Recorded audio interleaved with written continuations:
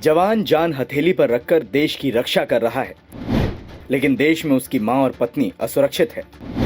दबंग जवान की पत्नी और मां को मारते हैं और पुलिस जवान के परिवार की रक्षा करने की बजाय बहाने बनाती है।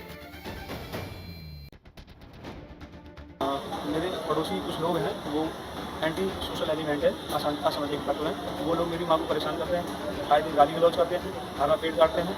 हमारे जो पहले से चार दीवारी है, उसे उन्होंने उखाड़ के फेंक दिया।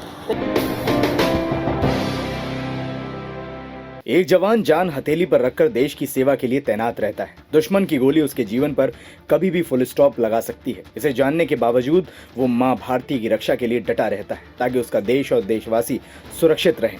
लेकिन जो जवान देश के लिए जान की बाजी लगा रहा है, उसी जवान का परिवार सुरक्षित नहीं है। जवान की पत्नी और मां को दबंग आए दिन मारते पीटते हैं, गाली देते हैं, असलहा लगाकर लूट करते हैं, जवान को जान से मारने की धमकी देते हैं। बावजूद इसके पुलिस खामोश रहती है। दरअसल ये मामला उत्तर प्रदेश के सुल्तानपुर जिले का है, जहां धनपतगंज थाना इलाके के फतेहपुर गांव में रहने वाले रोहित मिश्रा आईटीबीपी में तैनात हैं। उनके दबंग पड़ोसी किसी विवाद को लेकर आए दिन जवान के परिवार को परेशान करते हैं। इस बीच जब जवान घर आया था तो दबंगों ने हद पार कर दी। मेरे पड़ोसी कुछ लोग हैं, वो एंटी सोशल एलिमेंट है, असामाजिक तत्व हैं। वो लोग मेरी माँ को परेशान करते हैं, आए दिन गाली गलौज करते हैं, हमारा पेट काटते हैं। हमारे जो पहले से चार दीवारी है, उसे उन्होंने उखाड़ के फेंक दिया। तो क्या घटना हुई कल, परसों आपके साथ क्या घटना हुई? परसों मैं मार्केट गया हुआ था। जब तक मैं घर पे आया तो देखा मैंने मेरी पत्नी को और मेरी माता जी को वो लोग मार रहे थे। जब तक मैं बाइक खड़ी करके उनके पास भागा, वो लोग भाग गए। फिर मैं जब अपनी पत्नी को थाने और अस्पताल लेके गया, उस दौरान इन्होंने घर में घुसपैठ कर दी असले के साथ। मेरी माँ के छाती पे इन्होंने बंदूक तान दी कि रोहित कहाँ है, हम उसे मार डालेंगे।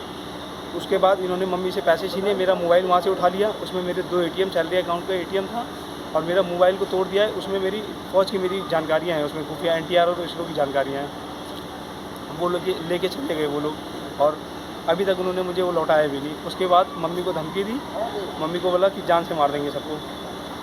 उसके बाद फिर जब मैं घर पे आया तो ये लोग भाग चुके थे। फिर पुलिस आई, तब कोई नहीं था, ये लोग रात में कोई नहीं थे। सर दरोगा साहब को हमने एप्लीकेशन लिखी कि सर ऐसे ऐसा मैटर है, आप इसे संज्ञान में लीजिए। तो दरोगा साहब द्वारा एक नॉर्मल सी धारा लगा दी, जिसमें गाली गलौज करते हुए, और बस बाकी उन्होंने मामला NCR के तहत रोक दिया है।